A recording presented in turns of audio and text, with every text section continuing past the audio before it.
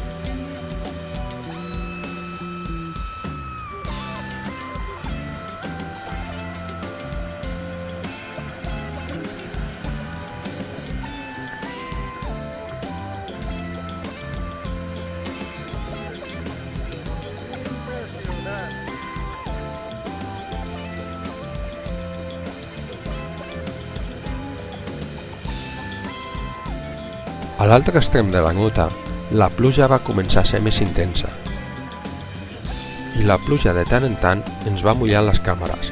Per això, no sempre hi haurà la qualitat de vídeo que ens haguera agradat, però al contrari, això marcarà i transmetrà millor lo bé que ens ho estàvem passant, ja que tota la climatologia que vam trobar durant tot el dia li va donar més caràcter al recorregut.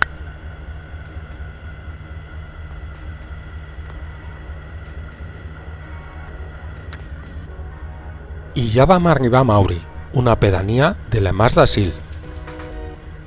A Mauri ens vam desviar per anar a buscar la carretera D49.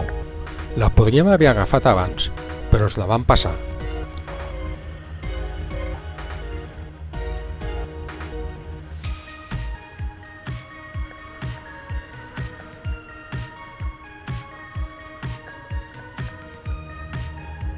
Sobre la passarel·la metàl·lica ens vam parar a mirar el riu Arice, com serpentejava entre els arbres, i tot seguit vam seguir la ruta. No era una carretera, més aviat es tractava d'un camí asfaltat, el tipus de via que més m'agrada en els viatges.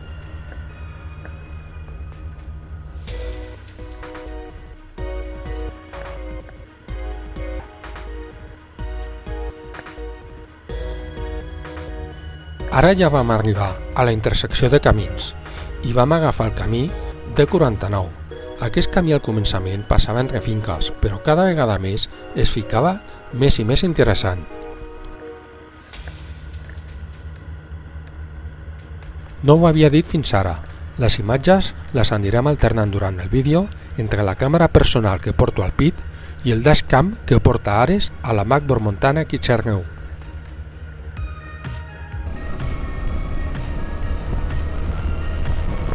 Una cosa us garanteixo, en aquest vídeo veureu uns paisatges fascinants, uns camins solitaris, per als que no ens van trobar gairebé a ningú, molt recomanables per afegir-los a rutes transpirinenques.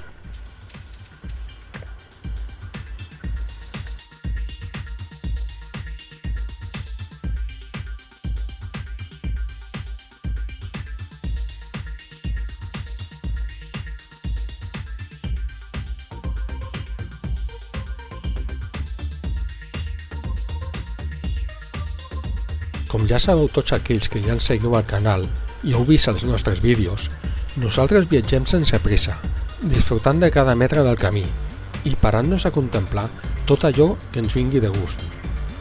Aquest prat s'acabava i cada vegada veiem més a prop les muntanyes, unes muntanyes que deixaven veure un bosc. Segur que aquest bosc ens portaria moltes sorpreses agradables.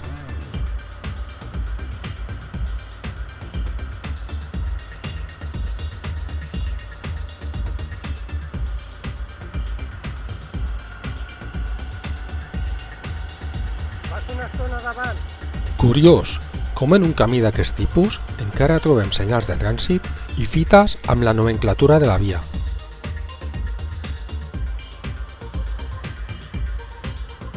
La ruta amb aquest bosc verd i la pluja era fantàstica. La llum tènue i la humitat realçaven encara més els colors intensos del bosc, els quals contrastaven amb el negre brillant de l'asfalt humit.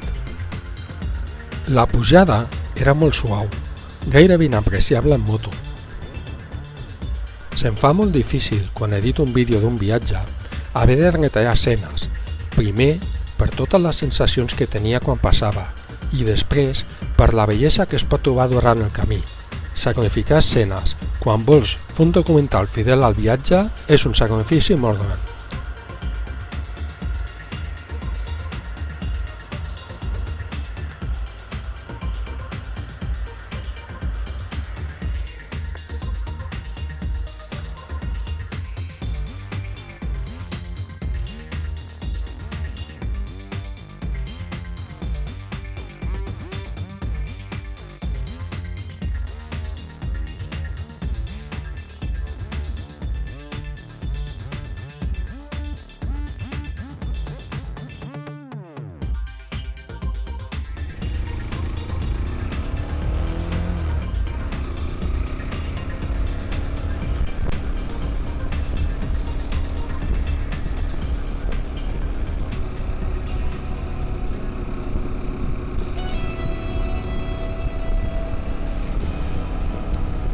Entre el bosc començava a dominar una boira que ja no deixava veure el paisatge entre els arbres. Això estava fent aquest camí encara més apassionant.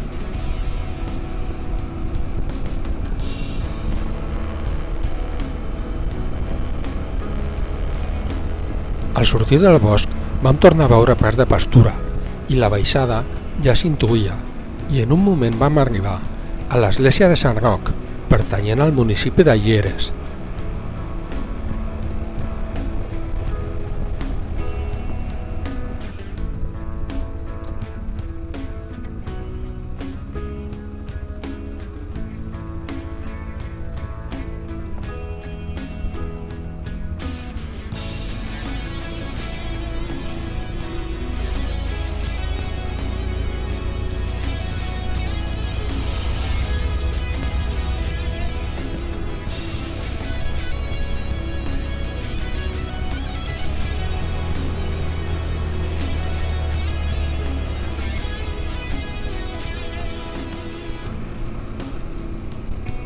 Planejàvem pel camí rural que comunicava aldees i finques, prats i explotació de ramaderes era el que es veia al paisatge.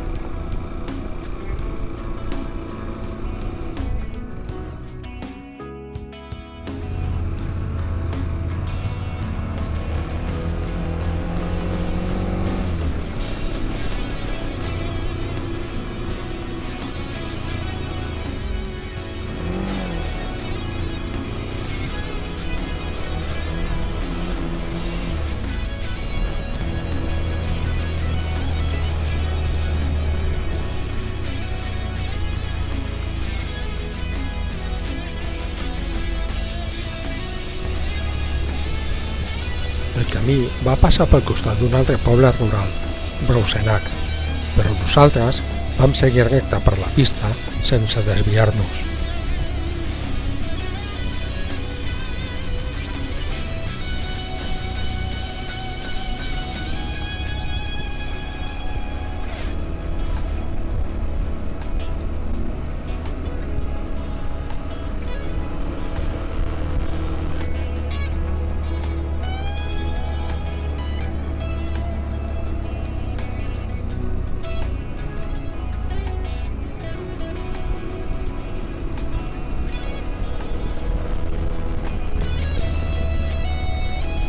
i vam tornar a passar sobre un pont que travessava el riu Arice.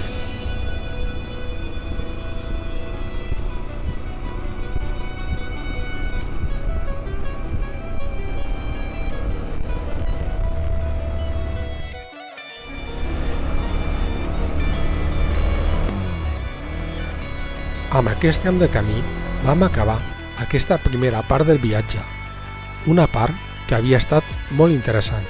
Vam agafar la carretera D117 per enllaçar aquest camí amb l'altre que teníem planejat. Va ser un trajecte curt i de seguit vam arribar.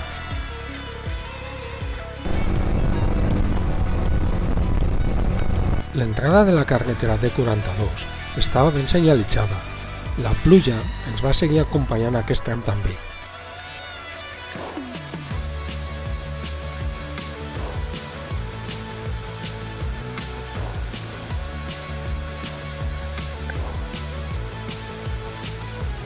El primer que ens vam trobar van ser aquests prats verds i una bonica sorpresa. La sorpresa va ser un vedell que feia poc que acabava de néixer. Quan vam arribar, estava en peu, sense equilibri i tremolós, i al moment es va asseure. Si hagueren passat una estona abans, potser hauríem vist el naixement.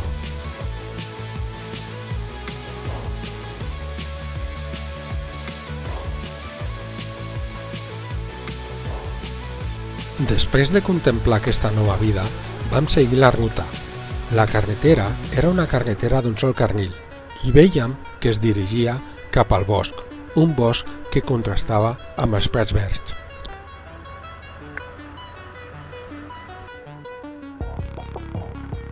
Aquest viatge no parava de recompensar-nos amb tot el que havíem vist, après i viscut, des del primer dia fins al moment. Al viatjar en calma i sense pressa, aquesta climatologia que quelcom podria considerar adversa no ens molestava. Més aviat, complementava el viatge. Un viatge, una aventura en moto, algo que els d'aquest món ho entenen, i els que no ho són, els que van de A a B, no ho comprenen.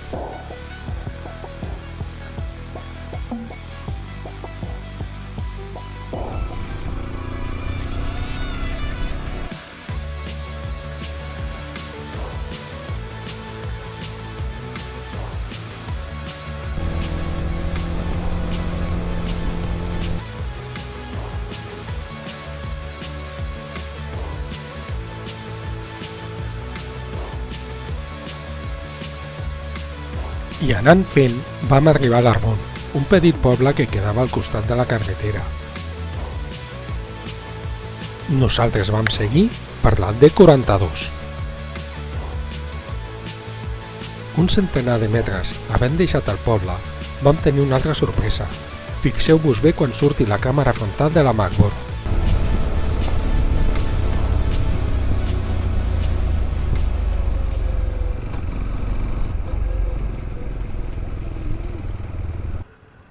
Pel poc temps que la vam arribar a veure, ens va semblar que es tractava d'una perdiu dels Pirineus.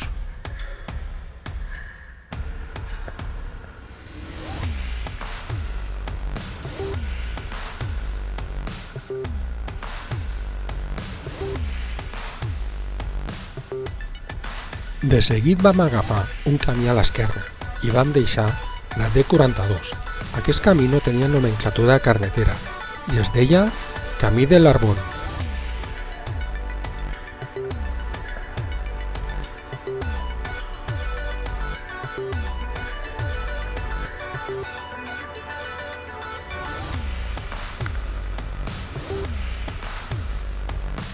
Anàvem avançant entre els prats mullats per la pluja amb les nostres motos. Ares amb la Macbor Montana XR1, una motocicleta trail de 125 cm3, de la qual estem molt contents. Una motocicleta d'iniciació, que si la cuides i no la maltractes et portarà allà on vulguis. Nosaltres sempre anem molt en compte amb el manteniment de les motocicletes. Fins i tot ara portem eines i material suficient per al manteniment diari i reparacions d'emergència.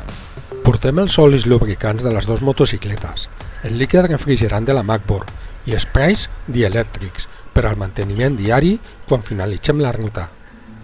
Una cosa que penso, Si tu cuides la moto et cuidarà tu.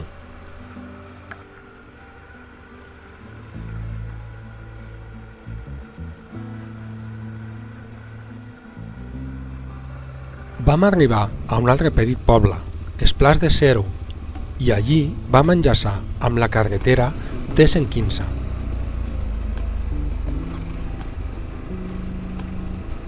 Una cosa que explicaré per als que s'hagin afegit recentment als nostres vídeos és que sempre intento ficar la toponímia a la llengua local. Per exemple, veureu que hi ha escrit Arieja en occità, en lloc d'Ariège en francès. Començàvem a baixar un altre cop, un altre vall, sense presses, perquè la carretera estava molt mullada.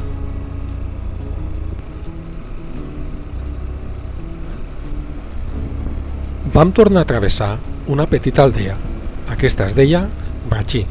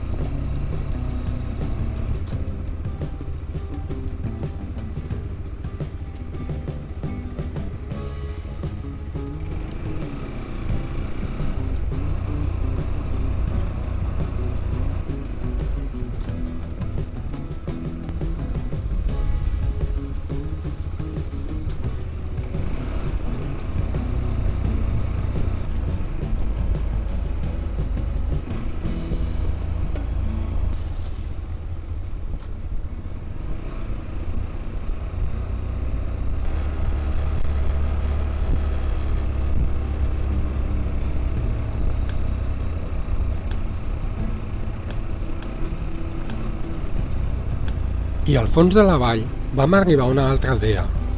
Aquesta rebia el nom pel seu pont i es deia Pont de Centenac de Sero sur l'Aris.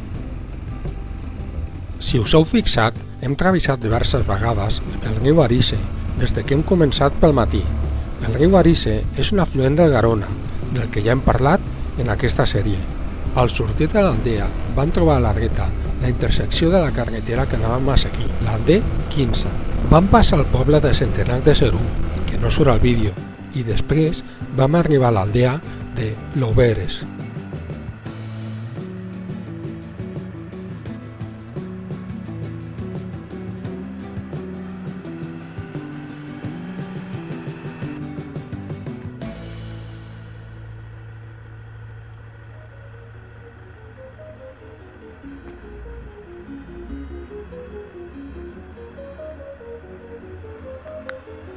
A l'intersecció vam deixar la carretera D15 per agafar la carretera D51.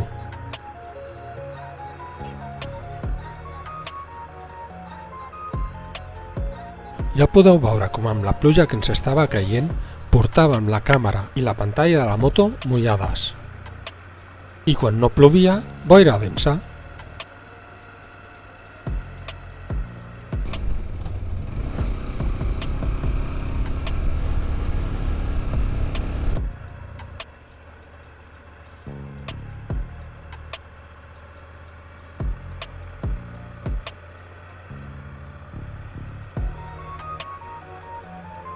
Quan vam arribar a Carnierol, ens vam aturar, i vosaltres mateixos podeu veure per què.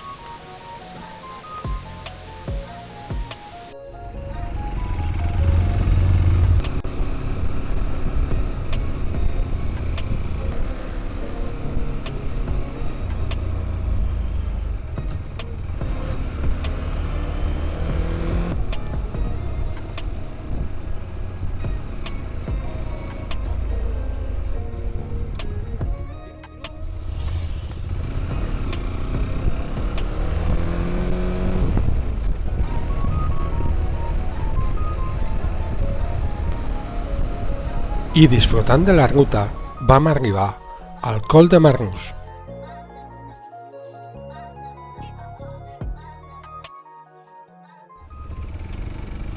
Sortint del coll vam iniciar el descens per la carretera D17. Aquesta carretera ens portava directament a Foix, passant per diferents pobles.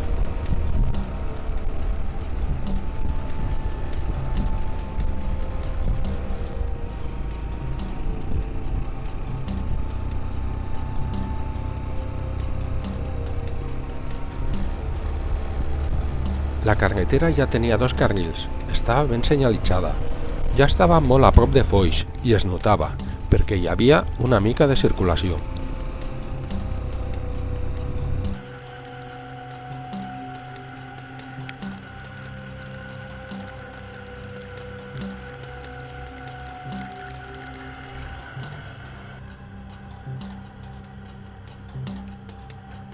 La carretera que anava de Sant Pierre de Rivier a Foix estava tota urbanitzada i vam arribar a Foix quasi sense enterar-nos. A Foix ens vam aturar sobre el pont per fer unes fotografies del castell. Fa un parell d'anys vam estar i el vam visitar. Ens va agradar molt. També tenia unes explicacions teatralitzades molt interessants.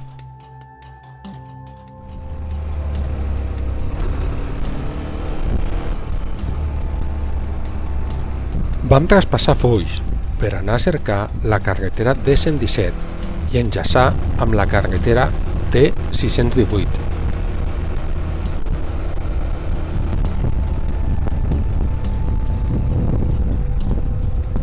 Vam circular per aquesta carretera fins a arribar al municipi de Bonpas.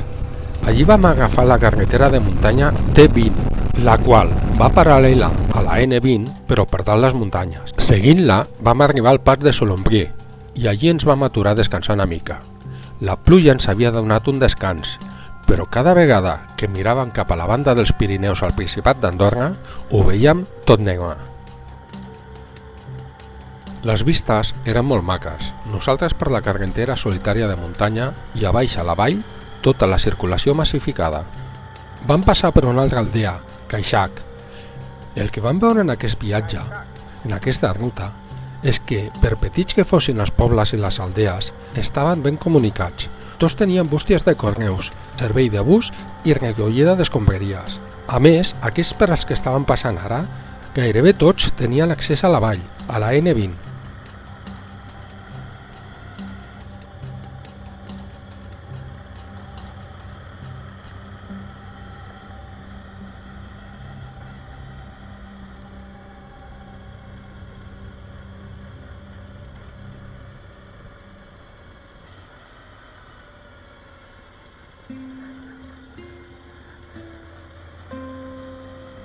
Com us he comentat abans, vèiem un mar de núvols sobre la zona del Principat d'Andorra i això ens va fer pensar en el que ens podíem trobar.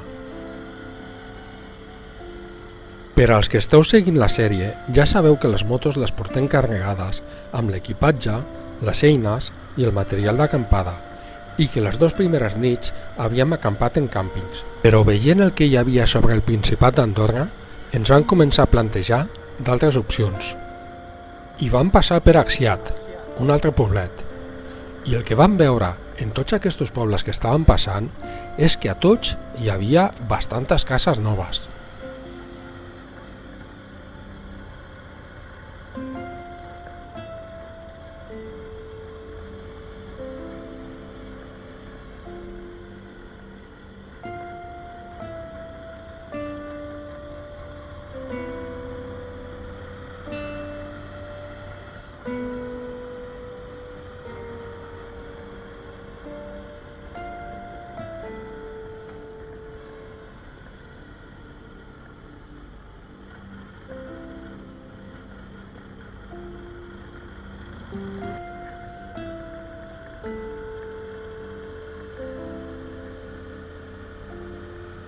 I un altre poble per al que vam passar va ser Bestiac.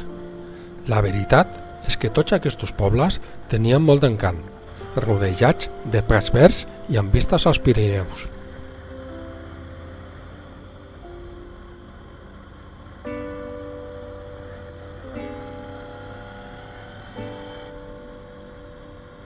I ara podeu veure perfectament, perquè ens queda davant, tots els núvols que quedaven damunt del Principat d'Andorra.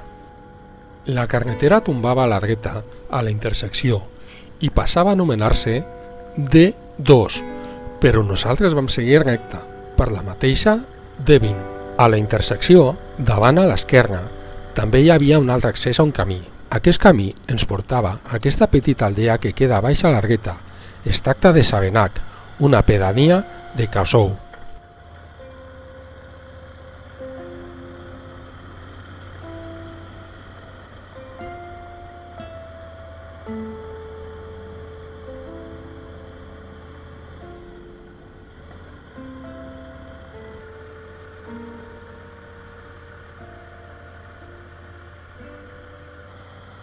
Causou vaig trobar que era un poble molt maco, amb aquesta església enmig del poble i una altra més petita a la sortida.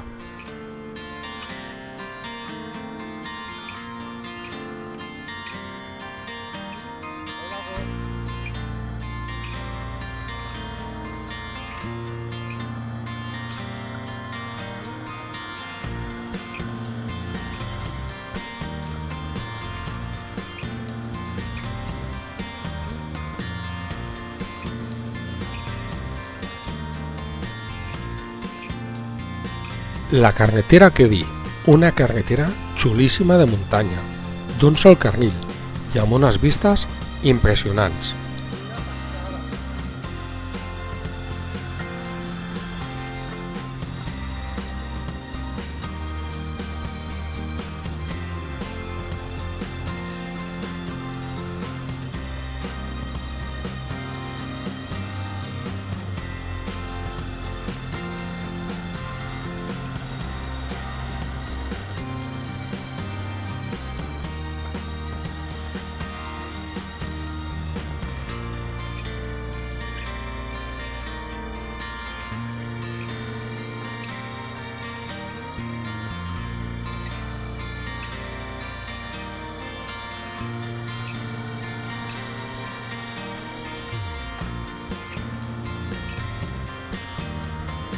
Una cosa que has de tenir en compte quan circules per carreteres de muntanya pels Pirineus és aquesta, ramats sols per la carretera.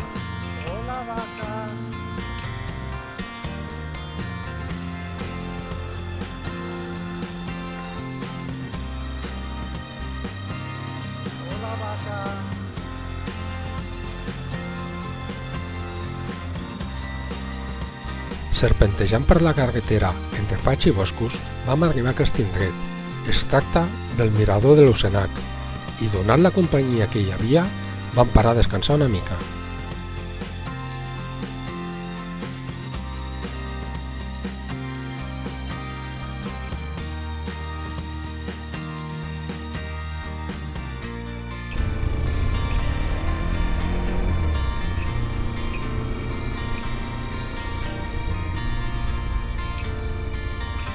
Després de mirar-nos la senyalització i veure totes les possibilitats que hi havia, vam seguir la nostra ruta. Vam girar a la dreta, per la D44, per dirigir-nos al Principat d'Andorra. Quan passàvem durant la ruta pels prats verds i els boscos humits, vaig tenir la sensació com si fossin dos personatges de les novel·les de J.R. Tolkien, El Senyor dels Anells, i aquesta sensació em va tornar quan vaig mirar l'horitzó cap al Pirineu d'Andorra, perquè semblava que anàvem a Mordor.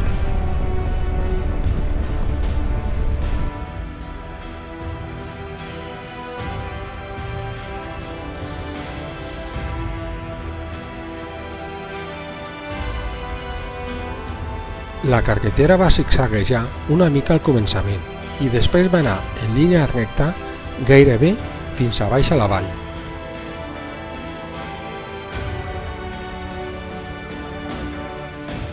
Us recomanem que entreu a la descripció del vídeo. Allí podeu trobar enllaços d'interès, a banda de l'enllaç de Wikiloc de la ruta. Us animem a que també ens seguiu a YouTube i Wikiloc.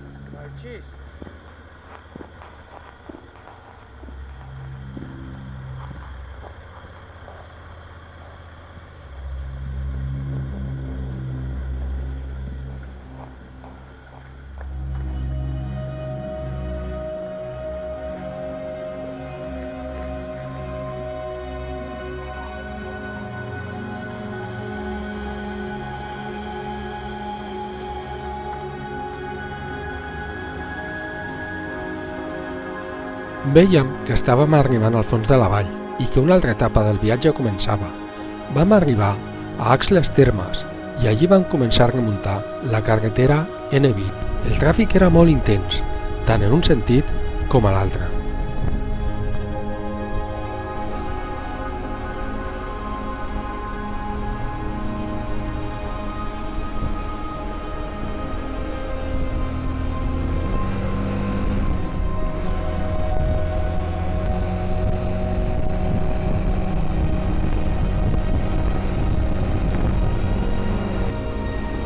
Una pluja intensa va començar a precipitar-se, tant que la visibilitat era bastant reduïda.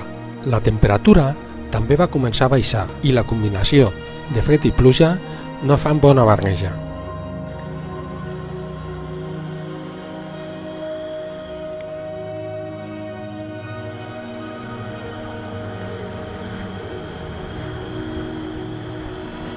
Vam enllaçar amb la carretera N22 i la frontera franco-andorrana ja estava molt a prop.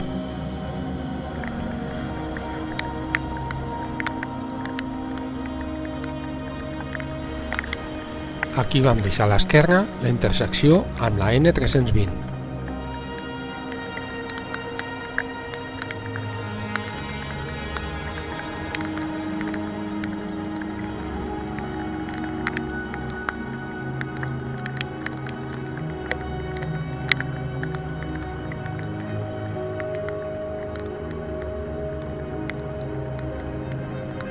Per sumar-hi, van trobar un tall de circulació amb pas alternatiu per obres, fet que ens va fer estar aturats uns quants minuts sota la pluja.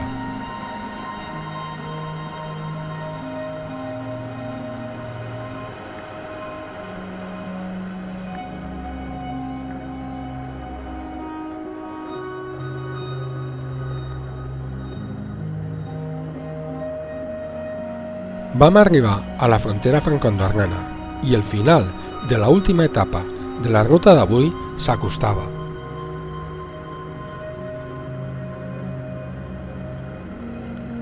La nostra intenció quan vam planejar la ruta era pujar a Pas de la Casa, però amb el temps que feia, la pluja i baixa visibilitat, vam decidir deixar-ho per una altra ocasió.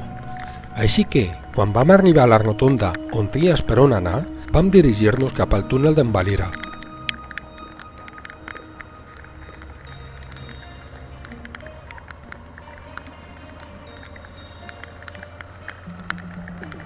El túnel d'en Valira és el més alt d'Europa i té una longitud de 2,87 quilòmetres.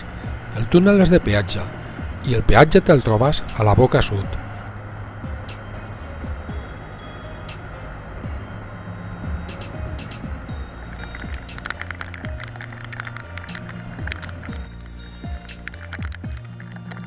Durant la baixada cap a Escaldes va estar plovent tota l'estona, sense descans, sense aturar-se cap moment, i vam anar fent fins a arribar.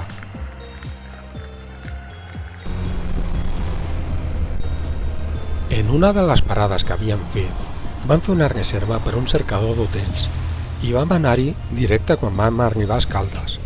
Vam fer el registre i vam aparcar les motos al pàrquing soterrani de l'hotel i després ens vam instal·lar a l'habitació. Després d'instal·lar-nos, vam anar a fer el manteniment oportú a les motos i quan vam acabar, sorpresa, el temps s'havia arreglat una mica, així que vam anar a Fontó. L'episodi ja s'ha acabat, però la sèrie continua. Esperem que us hagi agradat el vídeo. Cliqueu like i subscriviu-vos al canal. Ens veiem al pròxim episodi.